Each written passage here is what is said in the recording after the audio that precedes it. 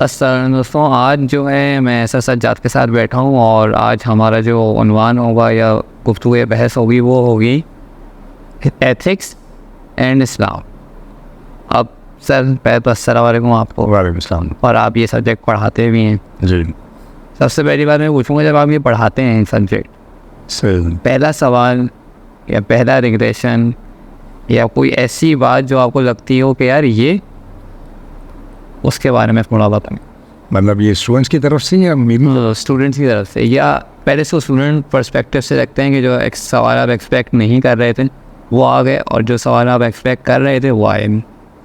Unfortunately इसमें मैं ये कहूँगा कि जो हमारे यहाँ इस वक्त जो तालीम का मेयार है उस हवाले से अगर मैं बात करूँ कि स्टूडेंट्स के अंदर इस हवाले से कोई क्यूरियोसिटी मुझे नज़र नहीं आती। और कुछ लोग अगर उसमें सवाल जवाब करना चाहते भी हैं तो उससे उन ज़ाहिर ये होता है कि वो बहस भरा है, बहस के हवाले से तो इंटरेस्टेड हैं, लेकिन जब उनको समझाने की कोशिश की जाए तो उसको समझने के बजाय उसमें वो अपनी तावीलें पेश करने की कोशिश करते हैं। जबकि मेरा मौक़िफ़ ये है इसमें कि आपको पूरी इजाज़त है, खुली इजाज़त है कि आप जो सवाल करना है वो करें नहीं, लेकिन एक तो ये कि हमें कोशिश ये करनी चाहिए कि उसमें कोई कंट्रोवर्शियल बात ना हो ताकि किसी की दिल आज़ारी ना हो। एथिक्स जो है वो बेसिकली अपनी ज़ात के हिसाब से बाहर निकलने का नाम है। अपनी ये तो सारी सब लोग ज़िंदा है, जब आप अपनी ज़ात के हिसाब से बाहर निकलते हैं तब आपको असल में जो एथिक्स का जो असल मफ़हूम है वो समझ में आएगा, जो कि जिसके लिए आपको बहुत खुले दिल और खुले जहन की ज़रूरत है, जो कि हमारे यहाँ अनफॉर्चुनेटली इंक्रीज नहीं करता, क्योंकि हमें जिस तरह से पढ़ाया जाता है तो उसमें हमारे जहन बंद किए जाते हैं बजाय उनको खोलने के। अच्छा, इसमें फिर एक मैं इकबाल का अगर एक फ़िरका एक शेर पढ़ूँ, मुझे बताइए उस शेर में जो है आपके एक्सपीरियंस में कितना वो अभी भी सच बैठ रही हूँ। इकबाल ने ये शेर एक अरसे दराज पहले जो है ना पेश किया था कि खुदी में गुम है खुदाई तलाश कर काफिर, नहीं है तेरे लिए अब सलाह कार की राह, हतीसे दिन किसी दरवेश बेकरीम से पूछ, खुदा करे तुझे तेरे मकाम से आगा, खुदा करे कि तुझे तेरे मकाम से आगा। ओके, शेर मैंने सुना नहीं इसलिए मुझे ज़रा सा इसमें मसला हुआ, अदरवाइज़ तो नॉर्मली इकबाल को भी बहरहाल उस तरह से तो हम लोगों ने पढ़ा नहीं है सिवाय शिकवा और जवाब शिकवा के। या बांगे दायरा तक पढ़ लिया वो मैंने वो भी नहीं पढ़ी हुई अनफॉर्चुनेटली, क्योंकि वो असल में वो मसाइल रोज़गार जो है ना वो आपको कहीं का छोड़ते नहीं ना है, वरना ये और भी रम है दुनिया में मोहब्बत के सिवा तो बात वही आती है असल में। तो फिर उसमें एक्चुअली इसमें जो मुझे तजर्बा हुआ है वो सबसे पहला तो मसला ये आता है जो स्टूडेंट्स की तरफ से ज़्यादातर, तो पहला सवाल ही उनका ये होता है कि सर एक सवाल है। मैंने कहा जी पूछें क्या है, तो कहते हैं कि जी वो सर हम तो मुसलमान हैं तो हमें क्यों एथिक्स पढ़ाएंगे आ रही। तो उनके अनफॉर्चुनेट इनके जहन में असल में मसला ये है कि ये चीज़ों को वो बहुत ही सतही अंदाज में लेने और समझने की कोशिश करते हैं, जबकि इसकी गहराई में जाने की ज़रूरत है। इसमें मेरा एक नॉर्मली जुमला ये होता है कि एथिक्स एज अ सब्जेक्ट अगर आप गौर करेंगे ना तो इसकी उठान मज़हब से आती है। सही है, लेकिन एक दफ़ा जब ये मज़हब से उठ के ऊपर आ जाता है ना तो मज़हब पीछे रह जाता है, एथिक्स ऊपर आ जाती है। सही है। इसका रीज़न ये है कि एथिक्स तो उन लोगों की भी है जिनका कोई मज़हब नहीं है। सही है, बल्कि उनमें हमसे ज़्यादा एथिक्स आपको नज़र आता है। हाँ, उनके पास ज़्यादा जरासीम है एथिक्स। हाँ, तो अब इसकी वजह क्या है? इसकी वजह ये है कि अगर आप अपनी फिलकत पे ही अगर हम गौर करें तो हमें एक चीज़ नज़र आएगी कि जो बच्चा पैदा होता है तो उसको अगर उसके ऊपर अगर आप गौर करें ना तो मैं उसकी एक मिसाल नॉर्मली जो दिया करता हूँ ये है कि अगर जैसे ही बच्चा है अभी बिल्कुल 2-3 साल का है तो जब उसके माँ बाप उसको हवा में उछालते हैं ना तो वो परेशान नहीं होता, वो हंस रहा होता है। सही। क्यों? इसलिए कि उसको अपने माँ बाप पे पूरा ट्रस्ट है कि वो उसे गिरने नहीं देंगे। सही, ठीक है। वो ट्रस्ट जो है उसके चेहरे पर मुस्कान लेकर आता है बजाय इसके पे खौफ के आसार उसके चेहरे से आया। सही। उसके मुकाबले में आप किसी एक बड़े आदमी को उछालें, हाँ, तो वो जो है वो पक्का पक्का है। बहुत ज़्यादा खौफज़दा होगा कि अब पता नहीं अगर मैं गिरा तो मैं तो ख़त्म हो जाऊँगा। सही है।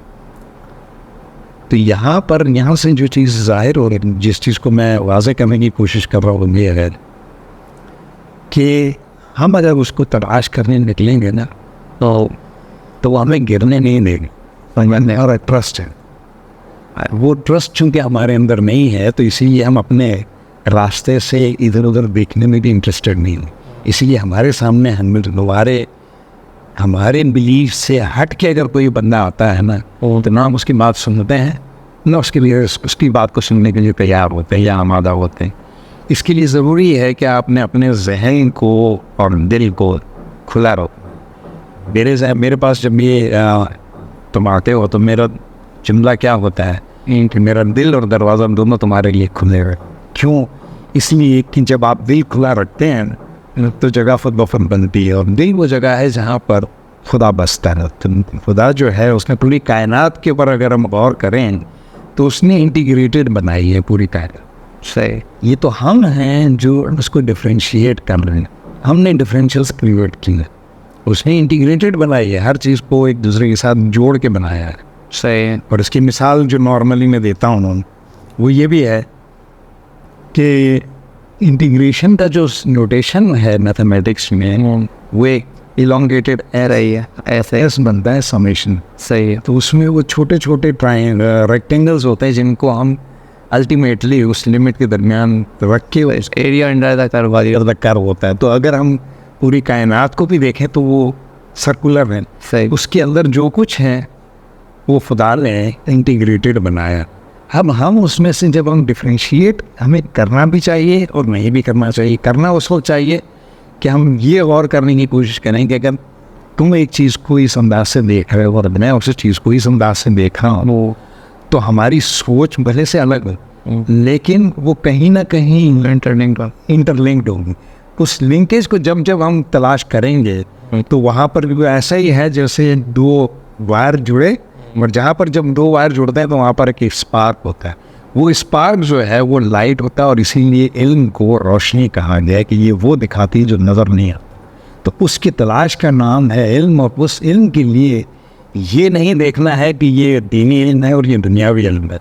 और इसकी मिसाल जो मैं देता हूँ वो एनोमलस एक्सपेंशन ऑफ वाटर, जिसको आम तौर पे लोग कहेंगे कि ये जो दुनियावी इल्म है, लेकिन अगर इसको दीन के ऊपर हम मुंतज करने की कोशिश करें तो ये ऐसा ही है कि 0 से 4 डिग्रीज़ के दरमियान पानी का जो बिहेवियर है दूसरे एलिमेंट्स के मुकाबले में वो उसके ऑपोजिट चलता है। सही। और उसकी वजह ये है कि अगर वो भी उस वक्त भी अगर वो सुकड़ रहा होता पानी, अब ये आप साइंसी दलील को इल्मी के तरीके से समझाने की कोशिश कर रहा हूँ कि अगर वो उस वक्त सुकड़ रहा होता तो जो मखलूक समंदर की है वो सब उसमें बर्फ़ में जम जाती और मर जाती, तो उसको ज़िंदा रखना मकसूद था। तो अब अगर मैं इसके ऊपर रिसर्च करूँ तो ये मुझे खुदा की तरफ ले जाएगा या खुदा से दूर करेगा। तो कोई भी इल्म जो है, तमाम इल्म दुनिया में जितने भी मौजूद हैं वो तमाम के तमाम लोगों खुदा के बनाए हुए हैं, और हर इल्म के पीछे खुदा छुपा हुआ है। आपका काम यह है कि उसके तलाश करो। इसके लिए यानी कि मोनोग्राम पे जो आयत लिखी है सूरह लुक़मान की 20वीं आयत का टुकड़ा है, और सूरह जासिया 25-12 में उसकी आयत नंबर 13 है। चेक ज़रूर कर लेना जाकर। सही। वो आयत है सखर माफ़ी समावात व माफ़ी अर्ज़ के, हमने ज़मीन और आसमान को तुम्हारे लिए मुसखर कर दिया। मुसखर का मतलब होता है खोल के रख दिया। सही। तुम्हारा काम है कि उसमें निकलो और तलाश की निशानियों को देखो और उसको तलाश करो, और जब जब वो नज़र आए तब तक उसका शुक्र अदा करो। जो इबादत हम करते हैं और उस इबादत में जो चीज़ खुदा को सबसे ज़्यादा पसंद है वो है सजदा करनी। सजदा पसंद है, और सजदा वो वाहिद रुकन है नमाज का जिसमें दिल ऊपर होता है और दिमाग नीचे हो गया। तो यहाँ पर अब जो दिल का ताल्लुक उससे जो जुड़ा है ना उसको कहते हैं इश्क। और इसी को फिर अब मैं लिंक करूँगा हज़रत इब्राहिम को जब आग में फेंका जा रहा था तो एक चींटी जो है एक जो परिंदा था, कबूतर, वो परिंदा था अबाबिल, अब अभी नहीं है। कबूतर ही था मैं बहुत। कबूतर अब जो भी परिंदा हो बहरहाल, तो वो अपने चोंच में एक बूंद पानी लेके जा रहा था, तो किसी ने पूछा इससे वो कि इससे क्या होगा, तो उसने कहा कि मैं अपने हिस्से का काम करूँगा ताकि कल को मैं उसकी बारगाह में जब जाऊँ तो मैं ये कह सकूँ मैंने तेरे मैं वो नबी को बचाने के लिए जो मेरे रिश्तेदार हुई उसको उतना कम से कम हक अदा करने की कोशिश की। तो वो यही है कि बेखतर आतिश नमरूद में कूद पड़ा है, अक्ल है मैं तमाशा लबे बामनी, कि यहाँ पर अक्ल जो है वो पीछे रह गई। और जो वरना जो मेरा अपना एक शेर है वो ये है कि खिरत जब दोस्ती दिल की निभाता है, खिरत जब दोस्ती दिल की निभाता है, खिरत की मात होती है और दिल जीत जाता है।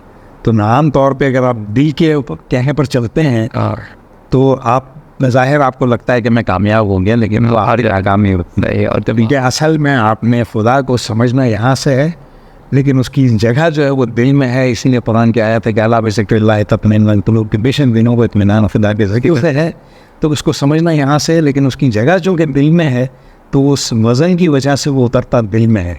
इसीलिए कहा जाता है कि जो भी काम करो दिल से करो। तो जब दिल को जब आप उसके साथ खुदा के साथ मिलाएंगे अपने काम को, तो उसमें नुसरत आपका मुकद्दर बनेगी। क्या अच्छा इसमें सर एक बात मैं कहता हूँ, एक बात का खेल है कि बुतों से तुझको उम्मीदें खुदा से ना उम्मीदी, बुतों से तुझको उम्मीदें खुदा से ना उम्मीदी, मुझे बता तो सही और काफरी क्या है। सही। और इनकी आपने बात की उस पर भी एक शेर इकबाल का नहीं है, मैंने डॉक्टर आमिर लियाकत से सुना था ये शेर। अक्सर अपनी स्पीचेज़ में नेशनल असेंबली के इजलासों में भी कहते थे कि हम इल्म वाले लोग हैं, और आखिर में करते थे ये बात। और ये नज़म मुझे इतनी पसंद आई कि मैंने कहा इसको ऐसे जैसे पॉकेट डिक्शनरी होती है ना, इस तरह अपने पास रखता हूँ कि इल्म ने फ़ोने रगे जान दिया और ना मरा, इल्म ने सेहत का पैमाना दिया और ना मरा, सही। इल्म सुकरात की आवाज़ है ईसा का लहू, इल्म गहवारा हो सैयारा हो अंजाम नूर, इल्म अब्बास से अदम बरदार के ज़ख्मी बाजू, इल्म बेटे की नई कब्र पर माँ के आंसू, सही। वादी अबर में कब्रों को तरस जाएगा, जो इन अशकों पर हंसेगा वो झुलस वाह क्या। अच्छा दूसरा सवाल सर ये है कि जब आप ये चीज़ें पढ़ा रहे होते हैं और डिस्कस कर रहे होते हैं, तो जाहिर सी बात है आप पहले ही बात तो ये कि दीन और मज़हब दो अलग वर्ड इंटरचेंजेबली यूज़ होते हैं। सही है। इस पर थोड़ी सी वजाहत करें। अनफॉर्चुनेटली ये भी हमारे जहनों में इस हवाले से पिक्चर क्लियर नहीं है। अब जो मेरा मौक़िफ़ है इसमें, आई मे बी रॉन्ग, लेकिन जो मेरा मौक़िफ़ है वो उसकी तायद कुरान भी करता है कि कुरान ने इस्लाम के हवाले से कहीं पर भी मज़हब का लफ्ज़ यूज़ नहीं किया, बल्कि ये कहा है कि इन दीना इन इस्लाम के बेशक दीन जो है वो सिर्फ इस्लाम है। तो मज़हब में और दीन में फ़र्क ये है कि मज़हब जो है वो इंसानों का बनाया हुआ होता है, दीन खुदा का बनाया हुआ है। दोनों में फ़र्क ये है कि चूँकि वो एक लॉजिकल बीइंग है तो उसने जो चीज़ भी बनाई है उसमें कोई ना कोई लॉजिक है ज़रूर। अब जैसे इसकी मिसाल मैं दूँ, इस वक्त एटमॉस्फेयर में हवा है, सही, लेकिन वो नज़र तो नहीं आती। सही। तब मैं अगर वो चीज़ नज़र नहीं आती है तो क्या मैं ये कहने में बजाने में हूँ कि हवा एग्जिस्ट नहीं करती है? मेरे मानने या ना मानने से हवा को कोई फ़र्क नहीं पड़ता। अब मुझे अपने उसको देखने का जो अंदाज़ है उसको तब्दील करने की ज़रूरत है। तो वो जो अंदाज़ तब्दील करना है उसको कहा गया है इल्म।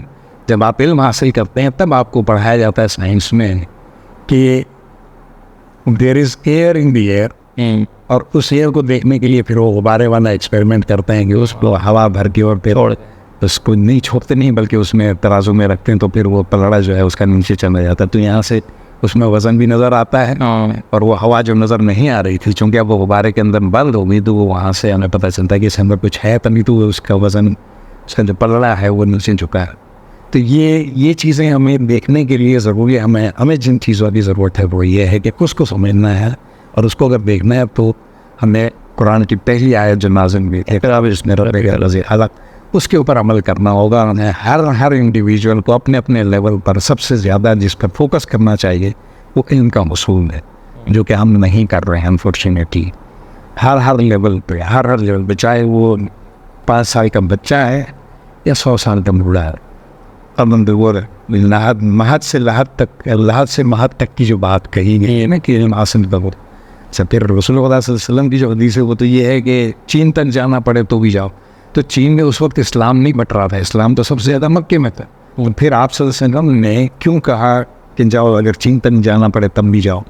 इसकी वजह यह है कि दीनी और दुनियावी कोई चीज़ नहीं होती है, इल्म होता है। और वो इल्म भी जो है वो भी उसी का बनाया हुआ है, और उसमें लॉजिक नहीं है तो फिर खुदा इलॉजिकल हो जाता है। और मेरा मानना यह है कि खुदा इलॉजिकल नहीं, वो लॉजिकल है।